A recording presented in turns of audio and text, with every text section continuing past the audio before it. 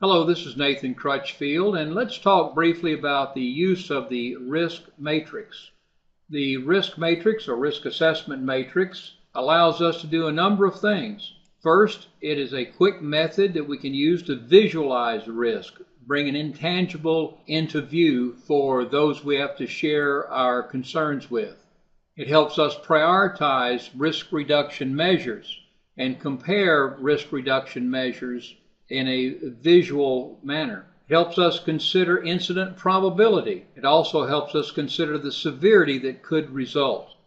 This is a risk matrix. There are a number of different variations of these in various textbooks and articles. This one is taken from the ANSI Z10 2005.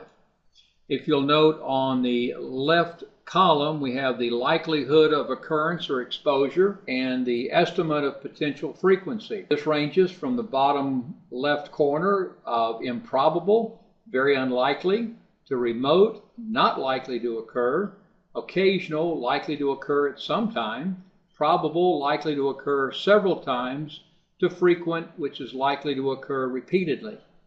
Across the top and the other columns from left to right, we have catastrophic, meaning the situation or the exposure could lead to death or permanent total disability. Then we have critical, disability in excess of 3 months, marginal, minor injury or lost workday accident, and finally negligible, which is a first aid or minor medical treatment. The intersection of the potential severity and the potential frequency gives us a rating. In this case, we've assumed a particular situation is probable. In other words, the exposure is likely to occur several times. We believe from our discussions with employees and others that, and study of our loss history, that it could result in a disability in excess of 3 months. By using the matrix, we identify we have a high risk and we don't believe the operation should be permitted until controls are put into place or alternatives developed. We may develop our alternatives and we can then reassess our risk. In this case, we might assume that we have changed the risk to being remote, not likely to occur, and that the severity would be marginal. This gives us a medium risk, where we can take remedial action at the appropriate time. We can now compare this against our previous risk and see the relative scale that we've changed the situation by. Also, this would allow us to evaluate risk and set priorities.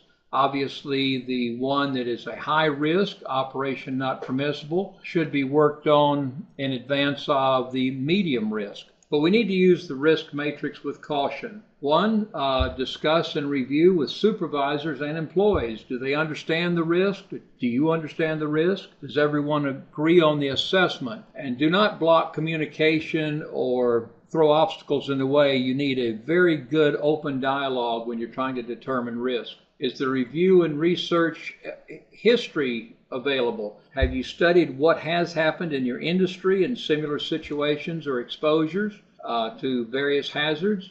What do you know about the organizational loss history?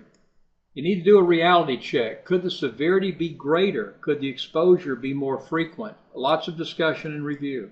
Finally, the matrix only gives a relative way to set priorities and rank order risk. This is not set in concrete.